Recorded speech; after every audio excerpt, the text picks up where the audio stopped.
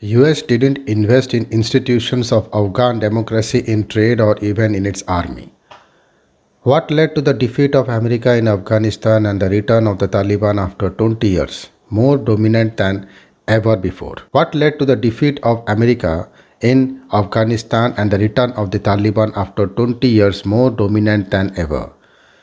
What did India gain or lose? And its financial strategy and political investments are there. Gautam Mukhopadhyay, former ambassador to Kabul, explains. On where the US failed against the Taliban. The failure was right in the beginning. The Americans were clear that they had intervened to eliminate Al Qaeda and international terrorism. To be fair, they did not say they were there to liberate Afghans from the Taliban. But it took them 10 years to even find Osama bin Laden and actually reach a stage where you could theoretically say that Al Qaeda was eliminated. But they also came face to face with the reality that Al Qaeda presence came out of the radicalism that had been promoted and exported from Pakistan. In the second phase, after the Iraq War, the US military presence in Afghanistan moved from counter terrorism to counter insurgency. Since the origin of the war lay in Pakistan, Obama came up with AF-Pak mandate from Richard Holbrooke. Before Obama, Bush had realized that Pakistan was the root cause of the problem, and Trump, in his South Asia strategy of August 2017, came to the same conclusion. He specifically and very strongly named Pakistan, but for some reason, no American administration was able to pursue the logic of that discovery to its conclusion by the use of coercive diplomacy. For years, President Hamid Karzai pleaded with the Americans, "Why are you fighting in Afghanistan? The war is actually starting from Pakistan." Also, while the US spent money on the war effort and on media, civil society, women, and many other things, they did not invest in Afghanistan. They knew Afghanistan was sitting on a 3 trillion worth of mineral wealth, but there was not a single investment in it. The Americans did not invest even in democracy, in the institution of democracy.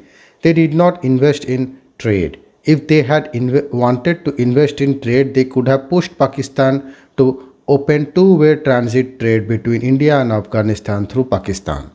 They did spend a lot of money, but that money went into the gravy train of large number of US and Afghan contractors, opportunities, power brokers. The problem was compounded by many other things. I will mention one major point. Around 2018, when the Trump administration first reached out for direct negotiations with the Taliban, I think they came to the realization that after 20 years of the war on terror, they had effectively provided net security for their major strategic rivals China, Russia, and Iran in that region.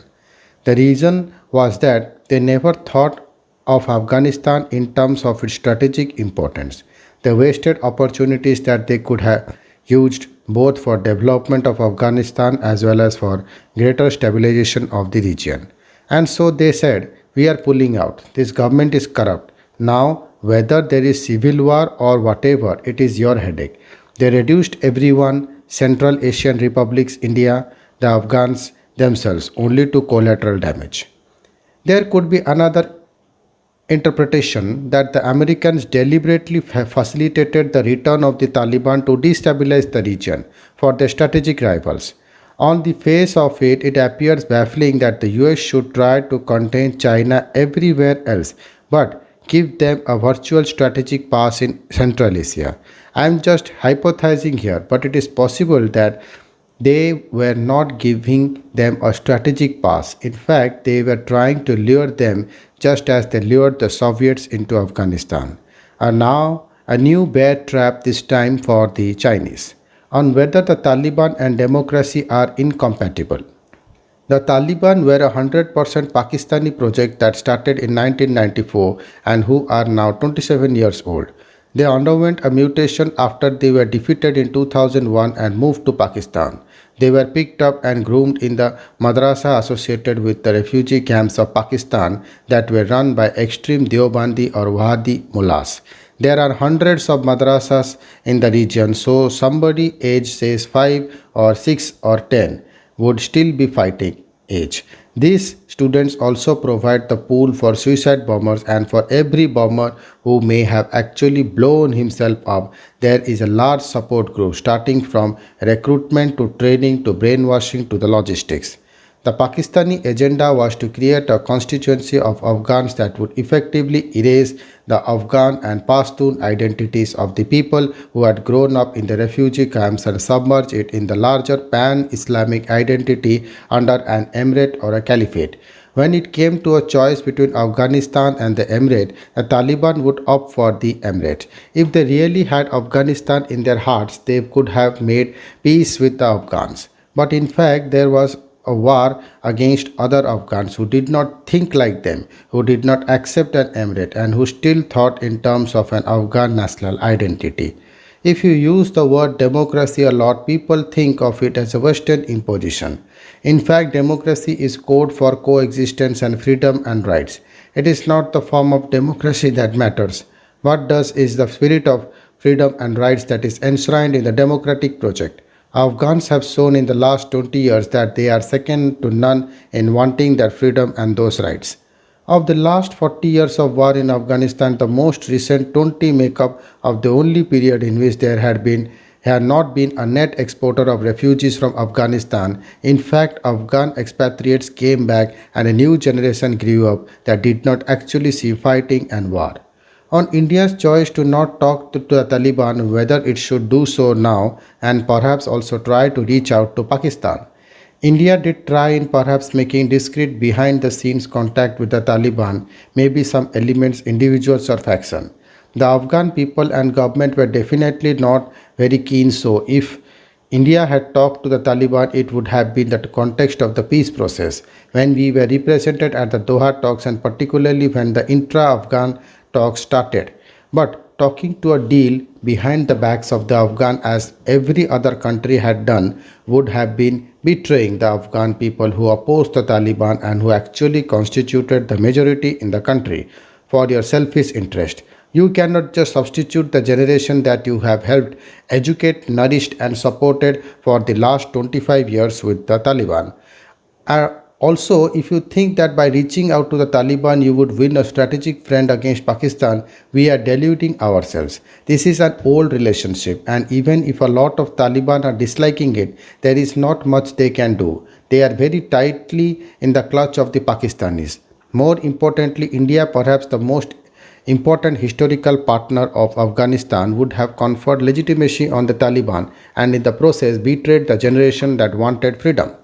Back-channel connections do exist, and I think they are exercised in the course of the evacuation so that we are able to get to the airport from the embassy. I also think that the time to use that card will come now. We have to see what kind of government they will make, whether it's transitional, whether it is inclusive. We will see if the factions have their frictions, who is able or willing to reach out to US, who can reach out to us, whether the ISI's control can be diluted. The time to play that game is now. On whether we can cooperate with Pakistan on dealing with the Taliban, I think as of now it seems very difficult given the overall state of our relations. Even when things were much better, say when I was ambassador in Kabul from 2010-13, the Pakistanis would often say that you should talk to us about Afghanistan, and we would say we are ready, but they would never actually take it up. They were only interested in point scoring. On the internal resistance to the Taliban, the spontaneous resistance we have seen is extremely touching. Defiant banner protest by women rejecting Taliban rule. August 19 was the anniversary of Afghan independence, and there were long processions in Kabul with the Afghan flag. In places like Kunar, Asadabad, Khost, and Jalalabad, and in non-Pashtun areas too, these flag protests have caught on. I think the resistance is not only going to be among the Panjiris, the Tajiks, and possibly other ethnic groups, but there is a distaste for Taliban rule even among the Pashtuns, who constitute the majority among the Taliban. There was a kind of effort at resistance in Herat by Ismaili Khan and Majar.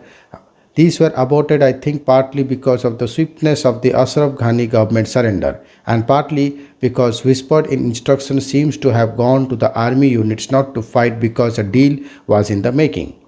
One of the reasons why Afghans by and large caved in was fatigue with war and terrorism, a kind of resignation completely disconnect with the government, a sense of powerlessness. And therefore, when they saw the Taliban over a period of time, there was a massive propaganda war, a kind of physiological warfare that conveyed an image of invincibility and inevitability. And so, in response, and seeing that the Afghan forces were not really putting up a fight, the large majority have accepted the turn of the tide. We have to watch whether the Taliban actually act as they have been messaging, conveying a sense of amnesty and responsibility.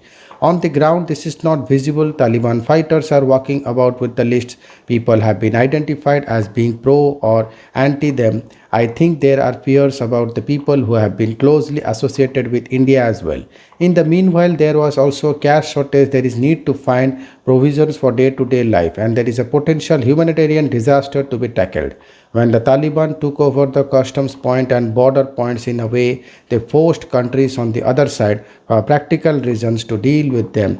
In blocking the road to the airport, they forced all of those who were in Kabul to negotiate with them. They leveraged their presence on the ground to force the international community to deal with them, and that will also apply to the humanitarian issue. Thank you.